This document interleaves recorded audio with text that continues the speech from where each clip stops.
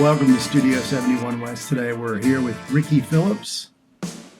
Ricky's had a prolific career in rock and roll. He's one of the finest bassists out there. He's been playing for what?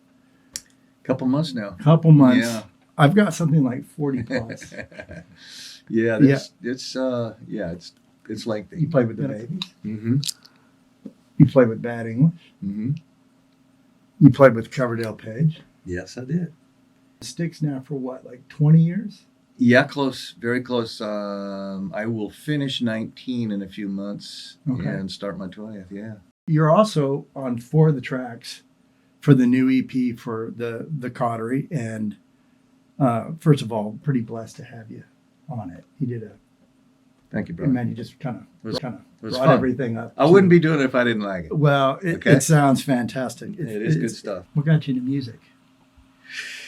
Oh man, probably my dad. He played guitar when I was a kid, and I kind of have this vague memory of me grabbing a guitar while he was playing, and they were very good at encouraging me as I would probably just go plink, clank, plank, thinking I was playing. I'm 4 years old or something, and then a few years went by. I think I was 7.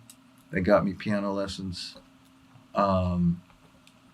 My brother got to the point where if you took paint and splattered it on the wall, he'd play it for you. But I didn't take that route. But I love jamming on the piano. I write things and come up with little bits and stuff. But reading and perfecting that, I don't know. It just didn't. I did have this one really hot piano teacher though. That was probably the longest teacher. I had 7 piano teachers. Yeah. My parents didn't give up. They kept trying. We just need to get him a new piano teacher, and but it just wasn't for me. But guitar, as I hit when the Beatles came out, actually before the Beatles even, the Smothers Brothers, believe it or not, my buddy and I, we thought they were the best thing going because they were funny, they were humorous, and so we were. And then Beatles came out kind of at that same time, and we started learning diminished chords that were in the Beatles songbook. I'm going, what is this diminished chord? Yeah. And all of a sudden I had a reason, I had more, whereas piano, there wasn't any real impetus to drive me. Yeah. There was no hot chick. Yeah. That's really the bottom line, right? I mean, if you want to play an instrument that facilitates females. But to be honest, it really wasn't about that at that age. That happened once I got into playing guitar. Piano was still always there for me. I loved playing piano, but I didn't like piano lessons. I wanted to play Little League with my buds. Right. You know? Right. And my bud, Steve Gunner, who spent 20-some years with Creedence Clearwater, we came from a little tiny town, but we had each other, and we drove each other. We'd do duets on the piano together. We would play guitars together. Started our first band when we were 13 called the Warlocks, and we were badass. Yeah. And but we took different paths, in our careers. But I've thought about it, and he and I have talked about it. If without that something, we drove each other to make each other better and realize our dreams, even though we took completely separate paths at a certain point, very early on. But there was that thing you found that the girls do kind of start to notice when you're playing guitar. Yeah, and man. You're in a band, and I don't know what that is, but it's pretty cool. And it's a little different from baseball. It's a bit different from baseball. What position? I pitched in Little League and in Pony League, which was the league right after Little League in my little town. And then I got a job because I needed money to buy guitars and amplifiers. Right. And so my freshman year or my sophomore year, I played on the baseball team at my high school. Oh, okay. And I had the highest batting average at the end. I had 500 average, but that's because I wasn't a starter. Right. So they'd bring me in, I'd get a hit, and I'd play left field for. Okay. But for a couple innings till we get caught up, and then they take me out. Yeah, but the other team's pitchers were scared of shit of you. They didn't know what to expect. There was like this guy, he's got like a killer batting average. We're not sure what's going to happen. Yeah, what's happening? Man. But I mean that's kind of where music was. Going from a small town, I went through the college thing. I often say that my parents' divorce was the best thing that ever happened to me, because when I realized there wasn't anybody else if you guys are going to screw that up, then the hell with school. And I basically, I did. I mean, I hit the road and was traveling around, playing around the country. I heard this band in Salt Lake City, Utah that kind of blew my mind, incredible singer, and one guitar player that was amazing. And I moved to Salt Lake. The guys were pretty wild. I was bailing them out of jail every other week. And so I realized I got to get to L.A. or New York. And I was afraid of New York, so I went to L.A. with 20 borrowed dollars in my pocket, sleeping on couches. Wow. And I got an audition with this guy, Timmy Dulane, who had been signed to Manicore by Emerson, Lake and Palmer. And great singer, great songwriter. And I was fortunate enough to have only been in L.A. for 3 weeks couch surfing when I was doing 2 shows a night in Hollywood, and got seen by who's this new guy, right? Yeah. And I was fortunate enough to have the sound man from the Babies see me play a couple of those performances. Went back and told John Wade, I think I found the guy so that you don't have to play bass anymore. You can just front the band. And they. So I didn't know that. You're Yeah. telling me John Waite was playing bass? Yeah, he was the original bass player in the Babies. He played No bass. It was shit. 4-piece. See, I had no idea. Isn't it time? And you know, when that came out, he was the bass player. And so Jonathan Cain and I joined the band in '78, and we were off and running. I joined the band in, I believe, November, and was in Europe touring by January. Wow. With Jonathan and I. So it was kind of like from the frying pan into the fire. Yeah, but your playing was, you know, I mean, you had the whole, The and best- you still have the whole thing. The dude. best thing about that is and you're right, I wasn't, when I left my hometown, I was good, but not great. And being in a band, playing, setting up your own gear, traveling to the next city, 4 and 5 sets a night till whatever hours in the morning. You do that for a couple of years, Yeah. and you get real good. And then you're dabbling at writing, and you're dabbling on how to model bass parts and guitar parts. And I still played a lot of guitar and wrote a lot of things on guitar, and sometimes piano. But so piano actually is one of my favorite things to do. I put a cocktail on the side of the piano, and I'll sit there for 3 hours. Yeah. And No, I get it. Yeah, it's fun. So a lot of songs that I've written that have done well actually may have been initiated on piano, and then you transpose it to guitar, or you maybe have a keyboard part that stays focused, one of the main focuses of your song, but it gets embellished with bigger instruments. Yeah. And Jonathan and I got on really well that way because he's an amazing piano player and an amazing songwriter. A lot of the songs that ended up being on the Journey record were going to be on the next Babies record. Oh, wow. When we split up and they snagged Jonathan. Yeah. And they went with them, the songs. Yeah. Steve Perry said, wow. I'll take that. Yeah. Yeah. No doubt. And great music. Yeah. I mean, and then we, to do a segue from the Babies to Bad English, that's basically Jonathan. I was at Jonathan's brother's wedding, and he pulled me aside and said, look, Journey's splitting up. We're going to let it be known to the press, and I want to be ready with something. How about you and I teaming back up? Nice. He said, he'd just finished producing the Michael Bolton record. He was going to go to New York and start doing some gigs with Michael, get him on the road touring. And he said, be looking for singers and guitar players. So we were going to hire other people, and then Neil Sean was coming over playing some solos for us. Who's that? Yeah. Neil would come over and do solos for us while we were writing the material, and he heard what we were doing, and all of a sudden we'd moved the project to L.A. where I was living from San Francisco, where Jonathan was, right in Novato actually, and the door opens up one day when we were just about to hire this other guitar player, and I saw the look on his face, and I realized what's going on, and I looked over and saw Neil, because the look on his face was like, great, because what are you going to say no to Neil? I mean, Neil was playing so well, and he's perfect for the band and what we were doing. It was short-lived. We only did 2 records, but it was some of my favorite bass lines and parts that I wrote in that band. And my first #1 song, too. John Wade had already had a #1 song with "Missing You," and "When I See You Smile" was the first #1 song that I'd ever played on, and Journey. I'm not sure. You know, they probably got a litany of #1s. I don't know. I think a couple. I think there's been a few. If you hadn't gone into music as a career, Yeah. well, I mean, outside of maybe possibly golf. Yeah. I'd be very hungry if Well, but what would you have gone into? I was in school. I quit my senior year at San Francisco State. I had a job waiting for me with the probation department in Shasta County, California.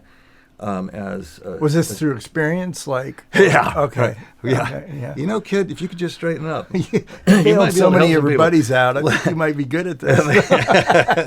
You're better than they are. Yeah. Think if you got to the other side. It was kind of one of those things where I realized that because I wanted to work with kids, and I did kind of want to get into that I don't know, Big Brother sort of thing. But it was through being a psych major. I was a psych major at San Francisco State. And this guy, Al Ramirez, who was a probation officer in Shasta County, I would do these camps with him. And I would get credit for it, actually college credit for it. And we had some what they called hardcore juvenile delinquents that were just, I'm not going to get into those stories because it gets deep. And so, but I was able to somehow reach in and maybe help a couple of these kids, and so Al wanted me to be a part of what he was doing. But like I said, lucky for me, my parents got a divorce. And things just worked out. You originally were a guitar player. Yeah. You spent your time on the guitar. Yeah. But then you moved over to bass. And there's a different mindset, right? It's a different thing. That's one of the things that made me go to bass, because my bass player left his bass. We were rehearsing in my parents' basement, and he left his bass there, and I kept trying to play John Entwistle, Yeah. And I realized, wow, there's a little more to this than bum bum bum bum and Paul McCartney lines. I mean, do do do doom doom doom doom boom boom boom.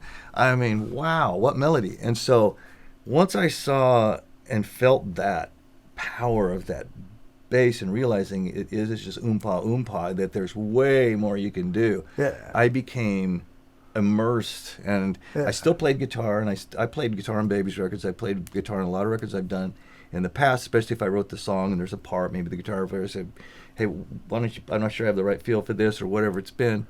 But bass has been, it got me. I was hooked. Yeah, man. I mean, you got drummers where, they hit things for a living, which is cool. And there's a lot of power there. Yeah. But the first time you get on, because I started out on bass. I started on guitar. That. Yeah. And when you, like in the studio, when you're building a studio, you're trying to get two things. You're trying to make it isolated from room to room. But the other thing is you're trying to make sure your neighbors don't get fucking pissed at you, right? Right. And the thing that gets you every time is bottom end. Low end. So there's that bottom end. That bass. I mean, sorry, if it's not there, it's just it's not cool. And it's kind of funny because there's some cool bands out, some new bands that are purely based like Royal Blood. It's just drums and bass. Yeah. And he's taken the bass and turned it into a very much kind of a polyphonic instrument. But there's something visceral about there is about the bass. And as much as I love it, like I said earlier, there are times where I gravitate towards the piano, and I'm writing there. Guitar. I don't know. I'm really glad my dad had guitars around when I was a kid, because I'll do things on the guitar just not even realizing until I show it to my guitar player in the band, and they go, "Whoa, where'd you come up with that?" And so I know that's because of getting it at such a young age. I'll come up with these little unusual things every once in a while. Yeah. But and that was on Martin's, right? Acoustic Martin. Yeah, it was an acoustic Martin. Nice. Yeah. Nylon string acoustic Martin. Oh wow. Yeah. Wow. So what was it like getting the Coverdale Page call? That came at a weird time because we were just splitting up in Bad English, and that's how David heard that I was available, because we had just toured with Whitesnake, and and we had the same management. So David heard that Bad English splitting up, and that was kind of how he prefaced the phone calls. He just said, "Look, I don't mean to be improper, but I heard that you guys are going separate ways. Is that the case?" I said, "Yeah, it is." And he goes, "Well, let me propose something to you." He said, so, wow, okay. Then I had to meet with John Kalodner, who is kind of famous for being for people who don't know who John Kalodner is, he's one of the best A&R guys out there, especially at that time, and he's in all the Aerosmith videos and does cameos and different things. The big, like Luden's cough drop guy with the long hair and the beard. John is just a great guy, and I didn't know he was a fan of mine. And when he went into his office, he said, "Ricky, I was so happy when David told me that you were being considered for this, because I think you're perfect for this." And we started our sort of relationship together in his office on that note, and there were a lot of parts to making that thing work. And I was on the phone with John several times to keep. My job really was not to play on the record. My job, they were going to put a supergroup together. It was John Entwistle, was calling Chris Squire, all my heroes. Yeah. And I just stuck around till they were handing me flights to fly to Canada to start the record. But my job was really to help them woodshed the material. That was exactly the way it was worded to me. And so that's a great album. Oh, thank you, man. Yeah, man. I mean, it's I remember when it came out, and there was a lot of talk about it, right? I mean, a lot of people were talking about it because you had Page, you had The Voice, which is Coverdale, and man, and Denny Carmassi on drums. I mean, Denny and I'd always wanted to work together, and I was a big Montrose fan, and then of course you spent all those years with Hart, and but the way he plays, just his dad is a drummer, his brother's a drummer, they're all good drummers.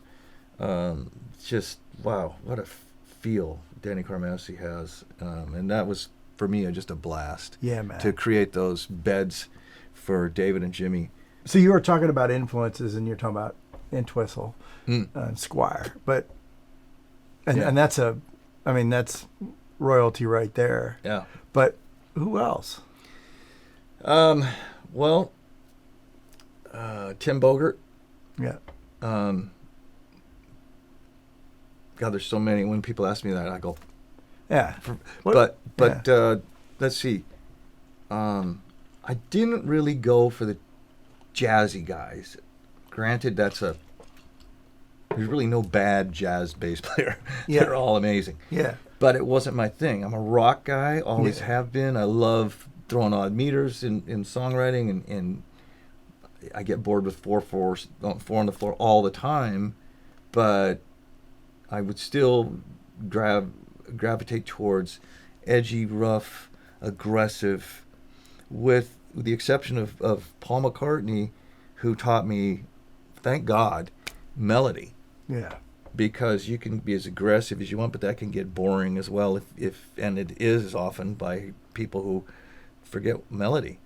And melody is that's what hooks you in. Yeah. And so if you can, that was kind of my thing, as I thought Entwistle did it so well, especially with a drummer like Keith Moon, who is, all over the map, and then and Townsend being as his aggressive style, and no other instrument, no keyboard. He had to really somehow figure out how to lock that down and make it solid with all this other stuff going on, and still do his thing.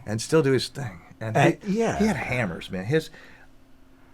I can try to sound like John Entwistle till the end of time, and I still wouldn't be able to do it, because his fingers, I had the pleasure of meeting him and hanging with him in one period of his career where he was still with the Who, but he was doing some outside stuff. Yeah. And a studio or a rehearsal hall, really, where I used to work a lot. And so I had the pleasure of meeting him and hanging a bit and being very nervous every time I was around him. I don't know. I just couldn't just relax because I was, oh my God, I'm not worthy kind of thing. Yeah, yeah. But he's a great guy, super guy, and his fingers were like hammers. They're so articulate and precise, and the tones he got. I went over once and picked up his bass. He had it leaning. I said, "Go ahead, Dan, pick it up." And clang, clang. It was he was played so loud because it was pretty hard of hearing. Yeah. And Thanks, there's Pete. no question why now. Yeah.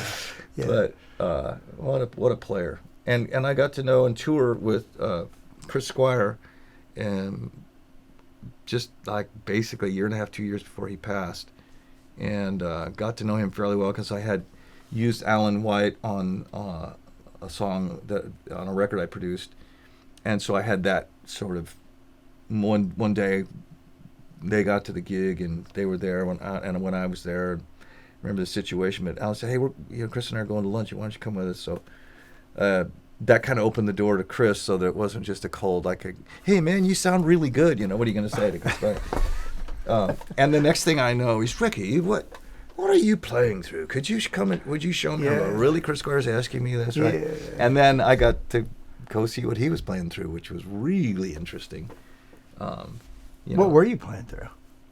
I was playing through SVTs, just 810 bottoms, and but at that point I was going through Palmer's to get to the house and switching over, and he apparently went out front and probably in sound check, not during a show, and heard the tones I was getting and was enamored, I guess, and that was flattering.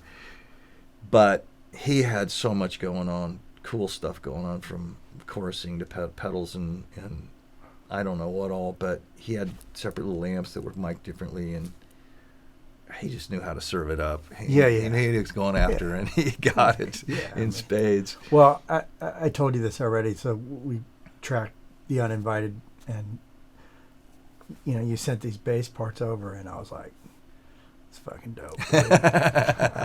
Cool. This is fucking dope. Good. Speaking of that, so when a song's brought to you and you get an idea, what's your approach? How do you, I know how we've worked together, which is like peas and carrots. It's been really nice. But what's your approach? It depends on if I listen to something and am stumped. What I will generally do is not pick up a bass, because if I'm stumped, I need to figure out why, and so I'll listen to something without me going to my usual places, and just try to hear a melody, and okay, and maybe it'll start here, and I'll work my way through it. Very rarely am I stumped, because generally everybody I work with writes stuff that's alluring, and I start hearing stuff right away. But there have been a few times where I've had a gig or a session that I've got to do, and I'm like, oh boy, and it's just not, maybe it's not my cup of tea, or it's not as inspiring me to hear anything. Yeah. So, but most of the time I'll hear a little something and go, okay, and then I'll noodle what I'm hearing. Okay, I got that. Yeah. But I like to use this more than rely on going where you've been before, and what your natural tendencies are. I like to think of a melody to start with, and sometimes it's inspired by a kick drum. Maybe a guy's got a cool pattern, and I'll think think of melody that might go with that. Or it could be a piano part that triggers something that I think needs to be repeated, and then break away and do. It's just all different stuff. But I think that I know myself well enough to know that I don't want to do the same thing all the time. Yeah. And I want to find something that's appropriate for the writer and the music itself, just so that I'm supporting it. Yeah. And it's funny when I hear hear stuff back, I'll go, I have no idea recall how I wrote or came up with that idea. Like the last Styx record, for example, there's like 17 pieces of music or 18 pieces of music, and it's all, if I stopped and tried to count it, I'd be lost. So I have to get immersed and lost in it. Yeah. Because if you start counting it, I find that you divide your part in the wrong place, or not necessarily in the wrong, there's no such thing as wrong, but maybe a less interesting place than if you just feel it. Yeah.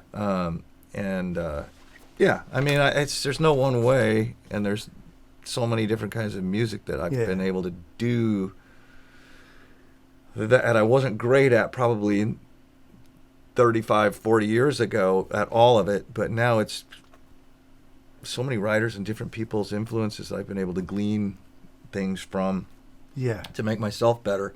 It's a good catalog of stuff that I draw from. Huge catalog. You know, you naturally have the ability to see the song, which I think it's part of your kind of your producer hat that you have, and I want to talk a little bit about 10 by 10 and how you're involved in that. But it's interesting. It's interesting you should bring up 10 by 10 because most of the 10 by 10 is Ronnie. Before he passed, he just didn't get to his solos, but all of those lush guitars, and I'm not going to remember the name of the song. Greg Rowley wrote a song which is the last song on the record. Ronnie hadn't done the solo that's at the end, and I had pretty much all the soloists that I could get that I knew Ronnie wanted, but I created this sort of Brian May guitar harmony on the very outro of this thing. It's probably one of my favorite things I've written. Is I played all the guitars that are the harmony guitars, I guess, and there's a melody that I came up with, but I sort of came up with it by piecing Ronnie's stuff together, and then I just embellished upon it, and then did a triple harmony thing. But you made sure that album happened. Well, I did, yeah. I mean, Ronnie called me a month before he died and said, "I'm really getting into 10 by 10. My health is back. I'm feeling better. I really want to finish this record." Yeah. And then he was gone a month later, and so Eric Singer called me and he said, "You're really the only one that can do this. Are you up for it?" Because he and I were going, "Come on, let's get this out there." We worked on it years ago, and it's Ronnie just didn't want to finish it, so I just decided to do it, and found a way. I was flying all over, doing all my days off. I'd fly from Michigan to San Francisco at first, where I was recording it, but then I realized I got to get this. I can't be flying to random studios to work on it. I got to get this in one place. So I got my studio in Austin tricked out, and then a buddy of mine who's a guitar player, producer, much like yourself, who does great stuff, and we'd done a lot of work together, and I said, "Bruce, what's going to take for me to tie you down? How much is it going to cost me to tie you down to help me finish this record? And I can farm stuff I've recorded off to you to put it into the songs." And he was fantastic. He really embraced it, and he gave me a really great fair deal. And that was the first time I'd ever sent files back and forth. Yeah. Yeah. And I realized that was the only way we could finish. And then thanks to the pandemic, now it's a norm. It is. Right? I mean, everybody's, did whatever they had to be able to make music. And that's how you and I met, was through Lee. And Lee recorded Joe Bonamassa's guitar parts, right, on Kingdom Come, right? He did. He did. Yeah. Yeah, the Kingdom's Come Undone. I mean, Lee was great because I went to the hotel, picked up Joe, and I said, "Joe, I know you were friends with Ronnie, but I never heard what was the connection?" He said, "Well, I guess this is back when we used to answer our phones when they rang in your house." And he got a call and he answered the phone, "Hello," and he said, "Is this Joe?" And he said, "Yeah." And he said, "This is Ronnie Montrose. Listen, I just listened to your new record, kid. It's really good. We need more like it. Keep it coming. Yeah, nice. You know? What a cool cat, man. Yeah. What a cool cat. That's the way Ronnie was. And it was so much fun working with people. When Edgar had done when Ronnie was still alive, Edgar had done his track. And so, but when Ronnie passed, there was no solo, so I called Edgar and said, "What? I'm thinking Rick Derringer on solo for this. What do you think?" And he goes, "Oh, Rick, I think that's fabulous. Yeah, I'd love to have Rick on this record." And so I got a hold of Rick and set him up, because I was touring heavily. I set him up in a studio that he worked at in Florida, and talked to the guy and worked out a deal with him to get Rick in there to cut his solo. And Rick I just thought, I knew it would be great, but I didn't realize how great it would be, because not only does he play against Ronnie, but he plays against the sax parts that Edgar played, as if they're all in the room together. It sounds like they're all together in the room. Yeah, I mean, it's Rick Derringer, dude. It's Rick Derringer. So, yeah. Say no more. With that. So, last question. Golf handicap. You want me to lie? Yeah. Okay. Yeah. I'm a 9. No. Probably, as the way I've been playing lately, probably playing to about a 14. Nice. Yeah. And I know your short game has improved dramatically. It has, because this guy I know gave me a putter. Right on, man. It's all about the weight, baby. It's all about the weight, man. Yeah, I was single digits for a number of years when I was living in L.A. And when I say single digits, 8 and 9. Yeah. I was never a 2 or 3, but I try to, if I can just stay below 16, I'm generally pretty happy. Nice. Nice. Hey, man. Appreciate it, brother. Hey, thank you. So do I. All Appreciate right. it.